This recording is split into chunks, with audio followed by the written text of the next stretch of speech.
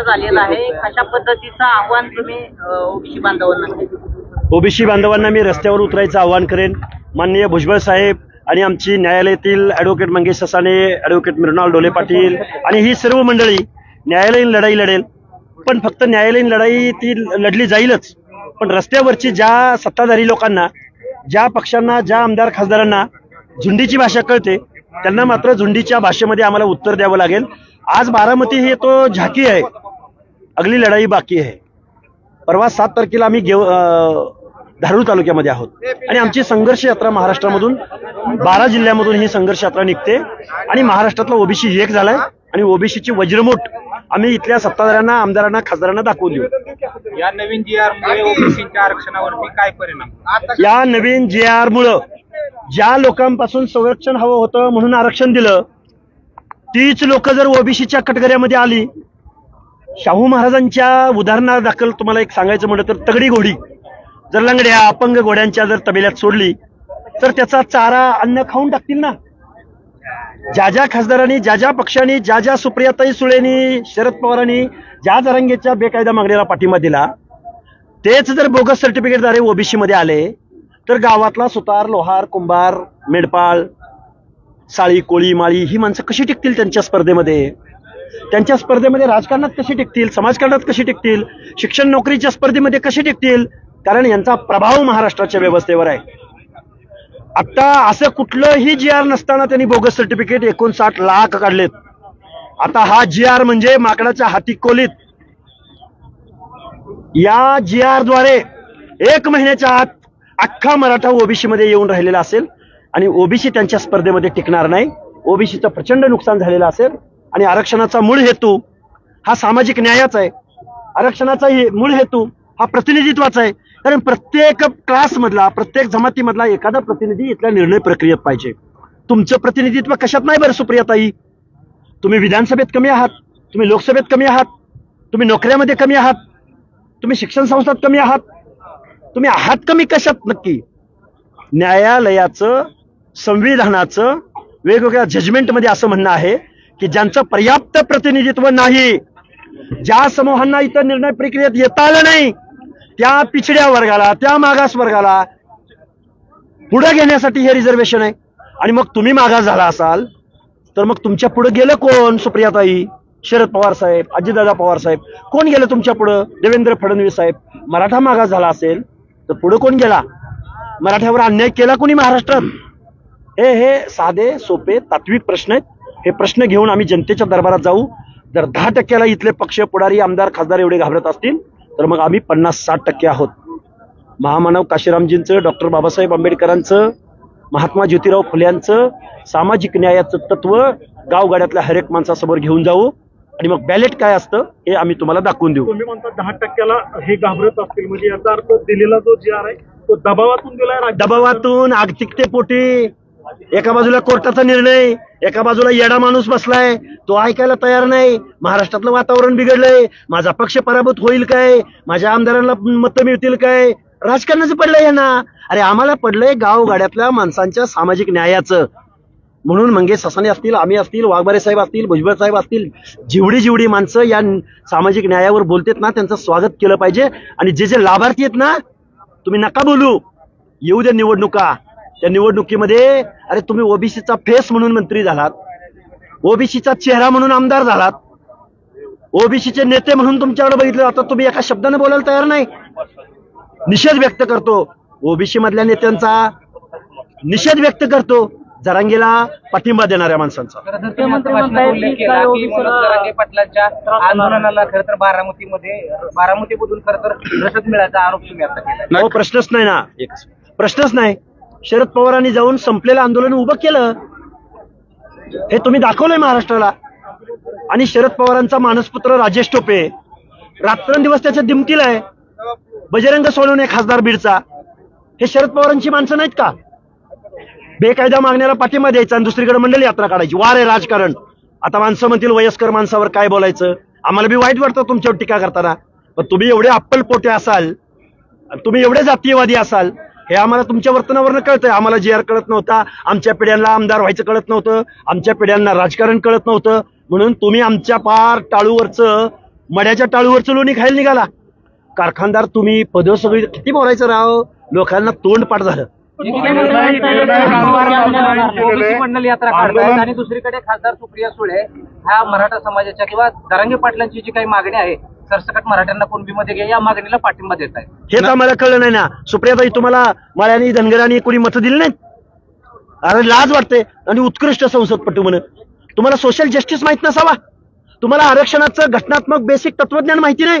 अरे ज्यांच्या बाबतीमध्ये सोशल डिस्क्रिमिनेशन झालं त्याला आरक्षण आहे, गरिबी हटवण्यासाठी नाही. सांगितलं कोणी तुम्हाला गरिबी हटवण्यासाठी आरक्षण आहे? मग एससीबीसी का घेत नाही, मग ईडब्ल्यूएस का घेत नाही? आणि ओबीसी मधनं तुम्हाला पाहिजे आणि त्याला पाठिंबा उत्कृष्ट संसदपटू देणार. अरे लाज वाटते तो तुमच्या या उत्कृष्ट संसदपटूच्या पुरस्कारावरती. आता माझ्या नंतर आमचे न्यायालयीन लढाई लढणार आहे. बुलढाणा जिल्ह्यातील खामगाव येथे तुम्ही जो GR शासनानं काढलाय मराठा आरक्षणाच्या संदर्भात, या संदर्भात तुमच्या विरोधात गुन्हा दाखल करण्यात आले. अरे माझ्या विरुद्ध गुन्हे दाखल करा, आम्हाला अटक करा, आम्हाला गोळ्या घाला, आम्हाला हाणमार करा. चळवळ थांबणार नाही अशानं. तुम्ही जरांगेवर पण आम्हाला एक न्याय, जरांगेला एक न्याय का? करा, गुन्हे दाखल करा. आम्ही आमच्या हक्क अधिकाराची लढाई लढत राहणार. गावगाड्यातल्या 50% लोकांचा आवाज बनण्याचा प्रयत्न आम्ही गरीबा घरची पोरं करणार, बलुत्या आलुत्यामधली पोरं करणार. मग कोण आमदार, कोण खासदार, कोण काय बघून घेऊ आम्ही. आम्ही पण ज्या गावच्या बाबळी त्याच गावच्या बोरी. परवा निर्यामध्ये तुम्हाला काहीतरी मारहाण झाल्याचा तुम्ही आरोप केला होता, दावा केला होता, आणि आजच मराठा समाजाने तुमचं स्वागत केलं, तर काय सांगा? अरे काही माणसं छत्रपती शिवाजी महाराजांचं राज्य, रयतेचं राज्य मानणारी माणसं आहेत ना. आणि हा खरा महाराष्ट्र आहे. दलिताला दलिताचा हक्क देणं, आदिवासीला आदिवासीचा हक्क देणं, बलुत्या आलुत्याला भटक्यांना ओबीसीचा हक्क देणं. दानत लागती, दानत. त्यांच्याच ताटात त्यांच्याच अनात माती कालवणारे तुमची काळी तोंड नाही ओबीसीने केली पुढच्या काळात तर आमचं बी नाव दुसरं.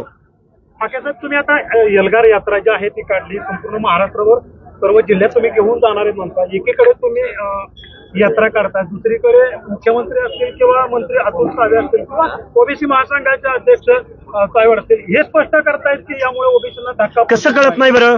आमच्या हातात GR आहे, हा मराठीमध्ये आहे, हा काय इटालियन भाषेमध्ये आहे का, हा काय चायनीज भाषेमध्ये आहे का, हा काय हिब्रू भाषेमध्ये आहे का? हा शुद्ध मराठीमध्ये GR आहे. आणि आम्ही शिकलेली पोरं आहे, गावगाड्यातली वकील साहेबांची आहे, उच्च न्यायालयात प्रॅक्टिस करतात. आम्हाला कळत नाही GRचा अर्थ. आणि तुम्हा पुढाऱ्याकडून आम्ही तुमचा अर्थ समजून घ्यायचा. अरे तुम्ही राजकारणासाठी काय काय वाटोळं करताल इथल्या गावगाड्यातल्या लोकांचं, त्याला सीमा सुद्धा नाही. राजकारणाच्या वेळी राजकारण, मताच्या वेळी मताचं राजकारण. आत्ता सामाजिक न्याय हक्काची लढाई लढतोय. त्यामुळे कुठल्या पुढाऱ्यानं, कुठल्या विक्यानं, फिक्यानं, कुठल्या निंबाळकरनं, ओमराजेनं आम्हाला जास्त शहाणपण शिकवायच्या भानगडीत पडू नये, बजरंग सोडवणे. आरक्षण का दिलं जातं, कुणाला दिलं जातं, कशासाठी दिलं जातं ह्याचा एकदा अभ्यास करा. याला जो GR आहे तो रद्द करण्यासाठी पुढची दिशा काय असणार? नाही, नक्कीच हा जो GR आहे तर SC ST OBC VJNT आलुतेदार बलुतेदारांचे दाखले द्यायचा जो अधिनियम आहे त्या एवढ्या महत्वाच्या कायद्यामध्ये मागच्या वेळेस ह्या अर्धवट आज्ञेने जरांगेच्या हट्टापुढं आणि तो मुंबईत आला. मग मुंबईत आल्यानंतर मग आता निवडणुका आलेल्या आहेत, मग त्या निवडणुकीला आता सामोरं कसं जायचं, निवडणुकामध्ये अडचण होईल म्हणून तो रात्री 12 वाजता 26 जानेवारीला तो सगळे सोयरे गणगोत असे शब्द ह्याच कायद्यात टाकले होते. त्याला 8.5 लाख हरकती ओबीसींनी घेतल्या. मग आता हरकती घेतात, त्याचा कायद्यात रूपांतर करता येत नाही, त्याच्यात शासन निर्णय. मग त्यामुळे शब्द बदलले, शब्दछल केला, काव्यबाजपणा केला आणि त्या सगळे सोयरे आणि तो जो गणगोत शब्द काढला नातेसंबंधातील आणि कुळातील टाकला. आता हे म्हणतात की प्रचलित पद्धती आहे, त्याच्यासाठी एक कायदा आहे 2012चा. त्या कायद्यामध्ये प्रत्येक शब्दाची व्याख्या आहे, तिथं नातेवाईकाची व्याख्या आहे. त्या नातेवाईकाच्या व्याख्यामध्ये काय आहे, वडिलांकडच्या रक्त नातेसंबंधातील. यांनी इथं काय केलंय, नातेसंबंधातील. अहो नातेसंबंध कुठेही जोडतात. आता आंतरधर्मीय विवाह होतात, आंतरजातीय होतात, वेगवेगळ्या देशात होतात. कोण अमेरिकेमध्ये लव्ह मॅरेज करतंय, कोण युगांडामध्ये करतंय, कोण नायजेरियामध्ये करतंय. त्यामुळं अशा प्रकारे तुम्ही डायल्यूट करताय. बर, जातीचे दाखले कोण द्यायचं तर क्लास 1 ऑफिसर, तहसीलदार लेवलचा माणूस. आणि हे सगळे नियमावली ही 2012च्या याच्यात आहे. व्हिजिलन्स कमिटी कोणती आहे त्याच्यात आहे.